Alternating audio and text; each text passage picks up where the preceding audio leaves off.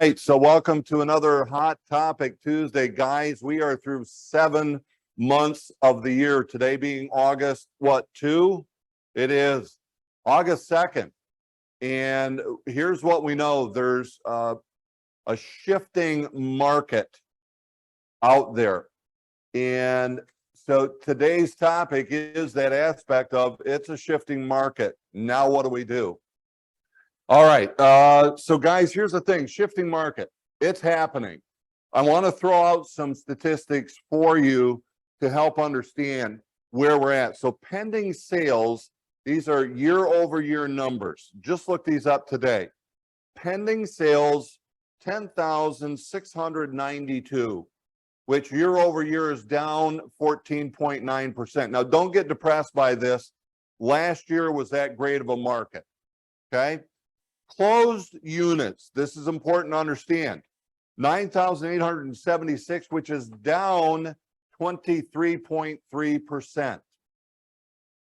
Now, again, we're seeing a shift in the market. This is the first time I've seen numbers to where I can say the indication is actually showing up. The days on market, and this is a key, they had been falling, but for June and July, days on market was 19. So the average days on market for listing is 19. Now that's a key. That's still down 9.5% year over year, but the key to the shifting market is that June and July is at 19.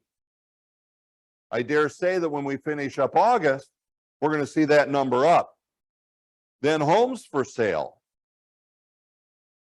The number of homes, the inventory that we've been talking about, historically low, still is, don't take that wrong, but 21,533 listings in the MLS, which is up 6%. Up 6%. Indication of a shifting market. But here's the real telltale. The month's supply of inventory, when you take the number of homes for sale, divide it by the number of homes that are selling on a monthly basis, you get the days or the month's supply of inventory. It's a really simple number, and it's simply saying this. Take all the homes that are currently on the market and the rate that we're selling them at, if no other homes come on the market, we would be out of inventory February, 1.1 month. 1.1 months, historical low for these numbers. March was 1.1 months, but now watch the trend. April, 1.3 months supply of inventory. May, a 1.5 month supply of inventory. June, a 1.8 month supply of inventory.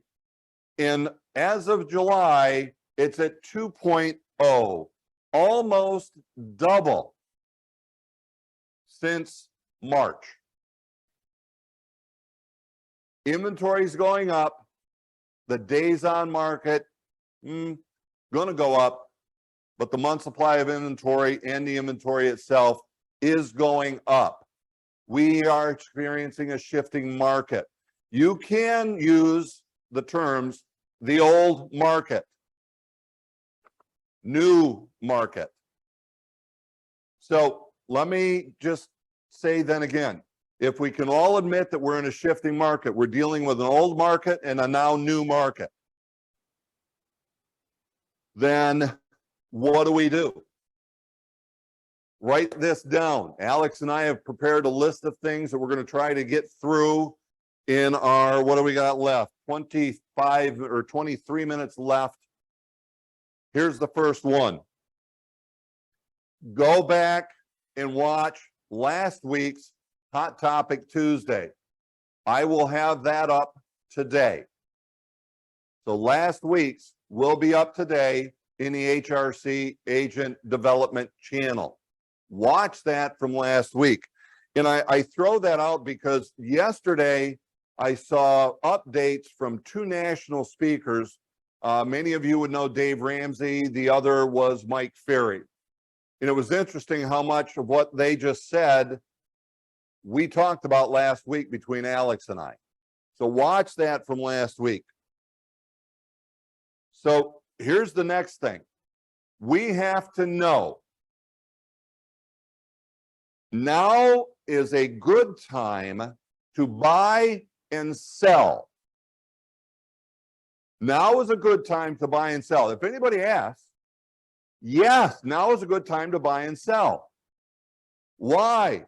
Prices are not going to fall. Watch last week's video, you'll understand why. We're not going to have a crash in the market. Prices will continue to rise. That being the case, well, yeah, sell now. Why not? They're not going to fall, but how much more are they going to go up? When's the best time to sell? When you're ready. But is it a good time to buy? Absolutely. Prices are going to go up. So the lowest price that you're going to get for a home is right now. Otherwise, it's going to continue to go up. If you annualize it, look year over year, even in a normal market, when inventory returns and we have normal supply and demand, normal market, you'll have little falls, little rises, but in the year, end of the year, annualized basis, we're always going to have increased values. Now's the best time to buy. But yeah, interest rates are high. No, interest rates are normal. I want you to think about this. People in the market right now, that younger generation buying homes right now, what were the only interest rates that they've known? To them, this is high, but it's normal. But don't wait. Prices are going to go up. We need to buy now. But yeah, but the interest rates are high. Okay, great. Buy it now so you got a price locked in at a low rate or a low price. And if and when, and they will, drop again, we'll refinance. But at least you bought the house at the lowest possible price. And all of that is based upon understanding the numbers, where we've been, where we are at now, and where we are going. So go back to that and just know interest rates are normal. I want to throw out, people are listing their homes. Matter of fact, we've seen a little bit of an influx of homes where it's almost like people were afraid they're going to miss out on the market. So there are listings that are come on the market. I want you to make note of this. Get your disproportionate share. Be the one who's taking listings, not hoping for listings. Get your disproportionate share. Alex, let's shift it over to you, buddy. What do you got that we should be looking to as we go into the shifting market?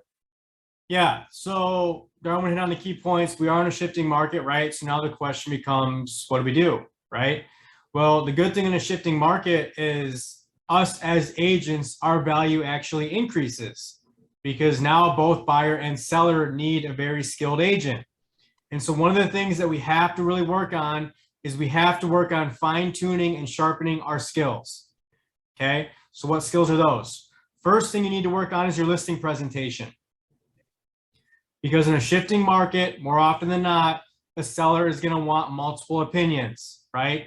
They're going to now go with the agent, not just Joe Smith, who can throw the sign in the yard, put it in the MLS, and it's going to sell overnight because the market's going to do the work. No, they're going to need someone who knows how to price properly, to stay ahead of the market, to know how to negotiate, because now buyers are going to want to negotiate because they have leverage now, and also who can get them to the closing table.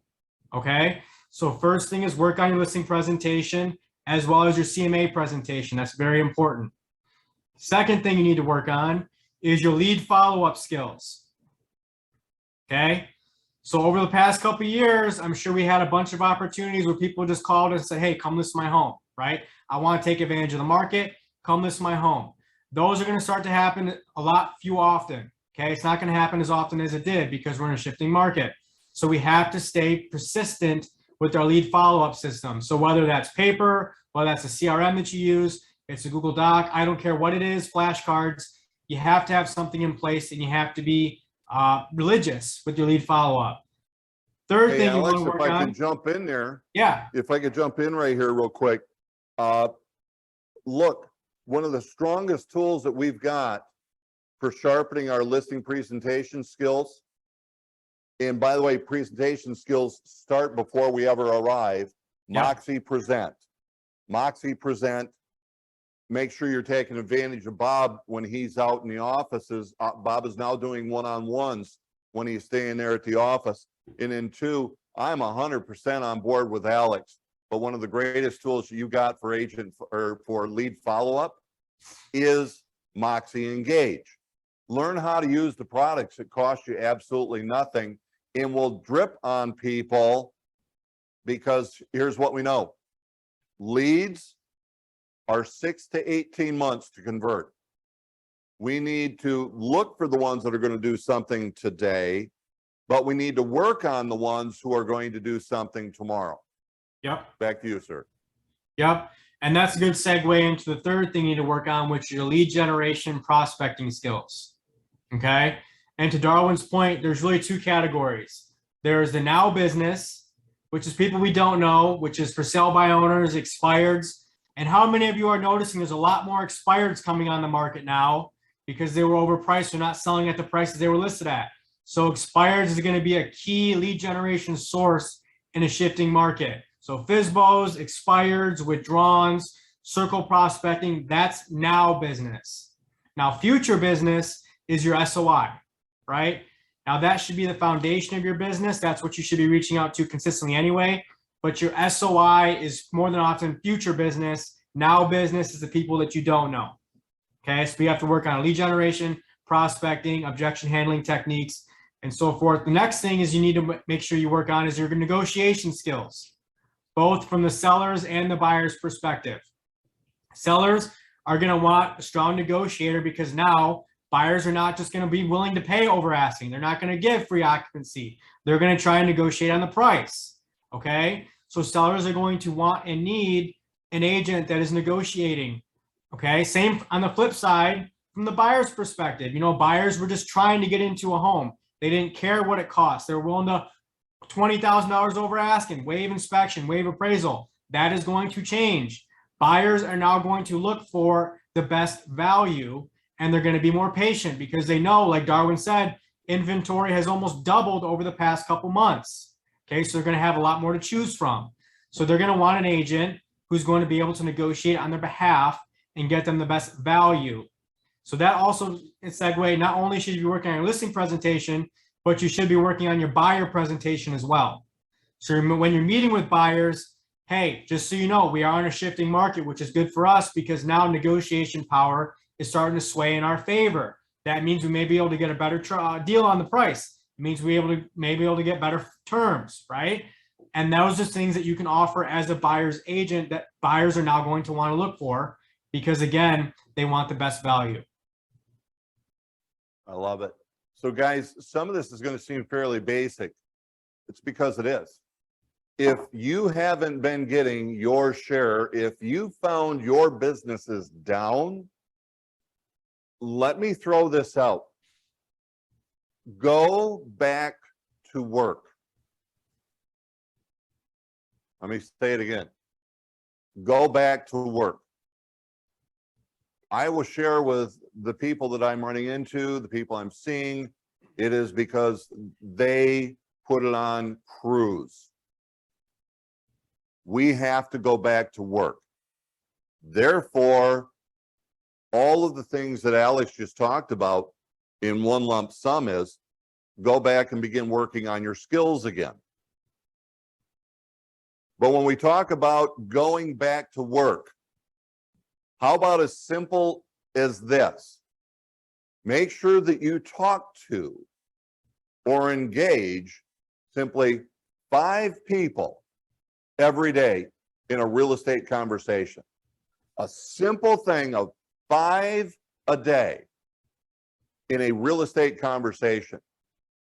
Be that we're on a Zoom, be it we're sending a text and it's engaging conversation, Facebook with Messenger, if it's out there and we're nose to nose, toes to toes talking to people, if we're using a telephone, engage people in conversation, and it's a real estate conversation. Talk to 5 people every day. And who's the best people to talk to? Your sphere of influence. And I can tell you something that Alex and I have discovered over the last 2 years, and then Bob has helped drive it even further home. We're not doing the basics in working the rock upon which we build our business, sphere of influence. So guys, this is your coach. This is your teacher, your instructor, whatever you want to call me and Alex. You've got to go back to the very basics.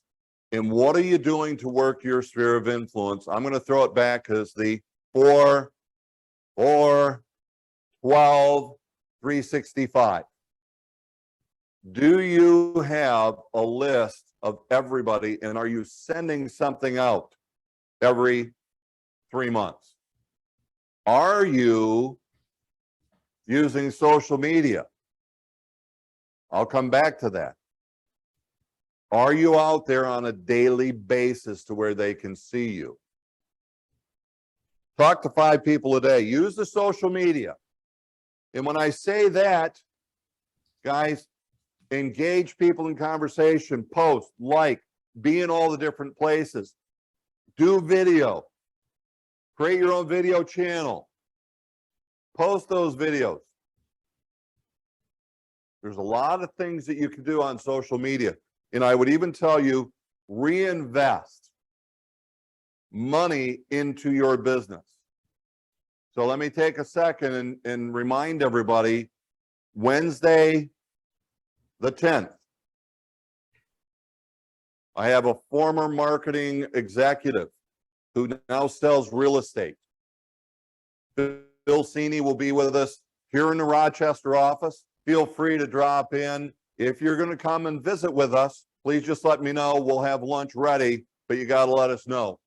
Phil Cini is a former marketing executive. Phil is set the goal and is on track to do $22 million in production this year. I also have Kyle Matta.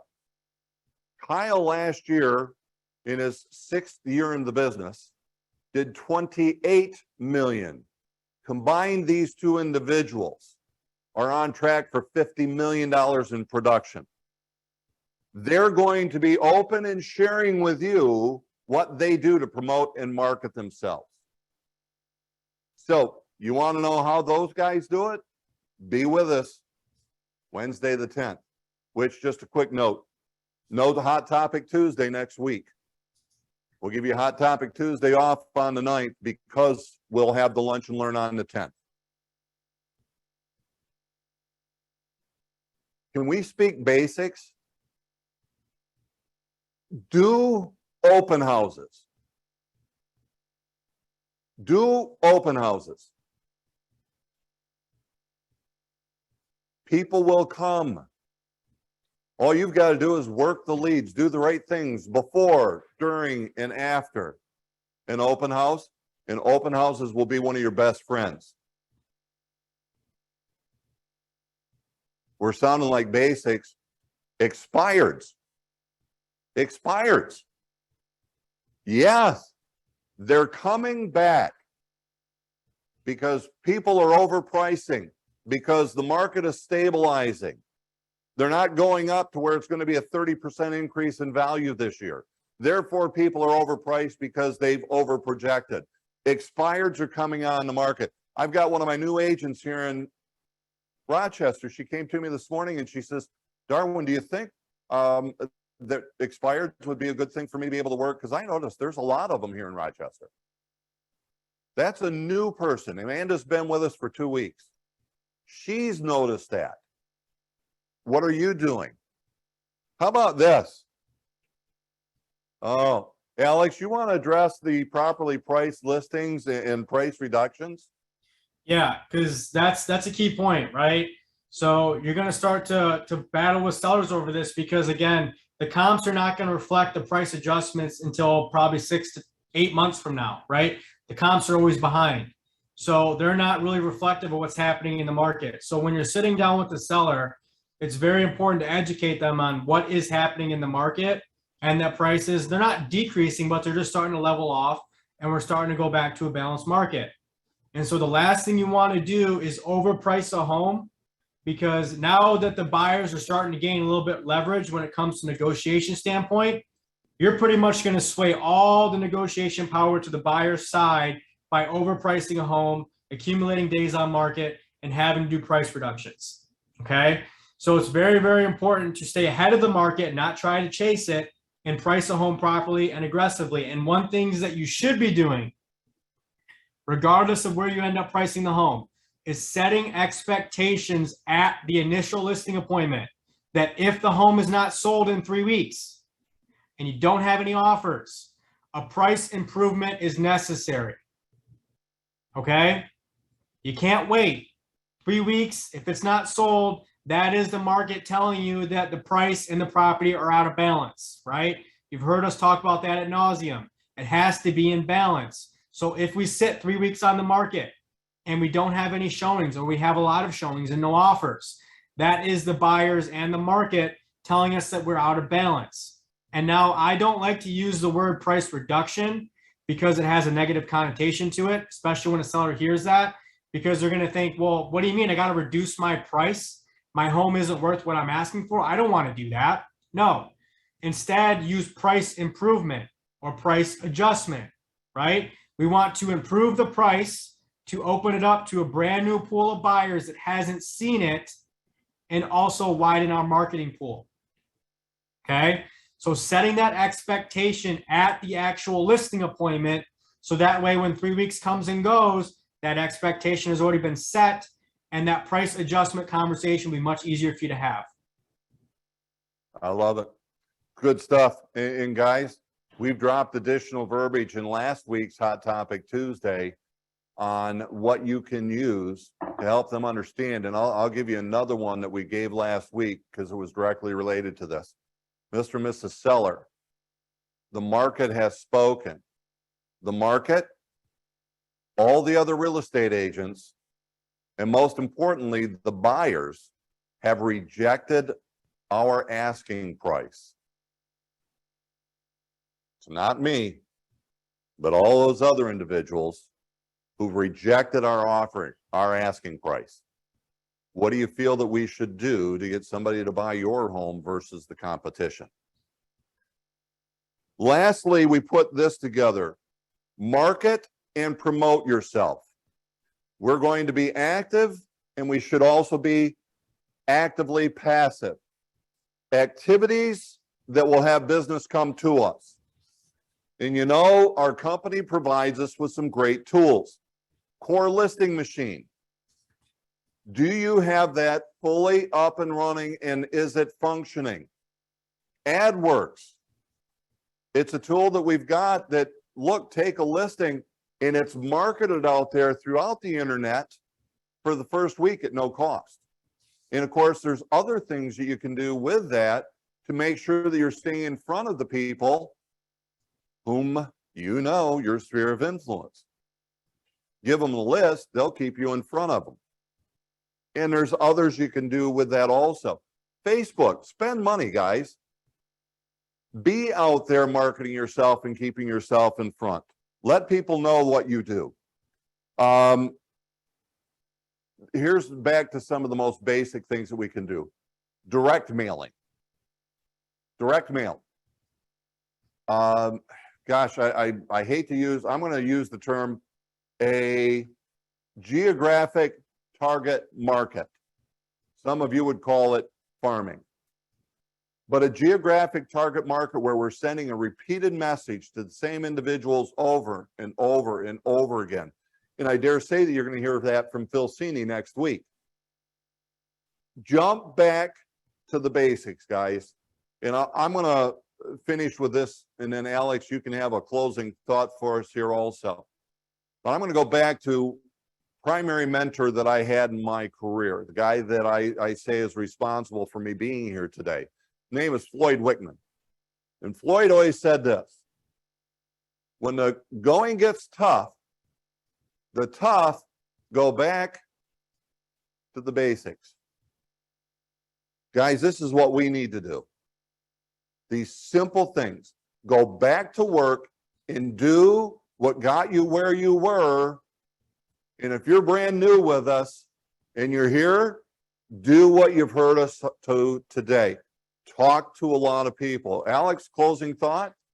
Yeah, and one of the biggest things we need to do a better job of, all of us, is we got to realize our current business is a lead source, right? So if you take a listing, shoot a quick video of yourself, post it. If you sell a listing, shoot a quick video, post it. If you just close a deal with the buyer, they got them a good deal. Hey, guess what? I'm here. I'm sure you're hearing a lot. Now's not a great time to buy. Well, I just helped so-and-so, Mr. and Mrs. Smith, buy a home $10,000 under asking, and we got what they wanted. So if this is something you're interested in, please contact me. Guys, video, pictures, social media stuff, you got to stay in front of people. What else can you do that costs you 30 seconds of a video, post it, and hundreds of people are going to see it? That's it. You got to do it though. You can't wait and expect things to happen. If you want to do the same amount of business that you did last year, the year before, you're going to have to do about twice the amount of work just because of the market that we're in. It's going to take a lot more work. It's going to take a lot more effort, and it's going to take investing in yourself. And if you choose not to do those things, unfortunately, the market's not going to make up for it. So with that, I'll remind you, no hot topic next Tuesday, the 9th. No go. We'll give you the week off, but make sure that you're with us on August 10th at noon. Check with your managers, see whether or not they're bringing lunch into the office. Feel free to join us here in Rochester. Let us know that you're becoming so that we'll have enough food for you guys also. Love to have you.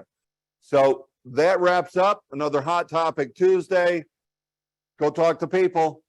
See you next week on Wednesday at noon. Bye-bye.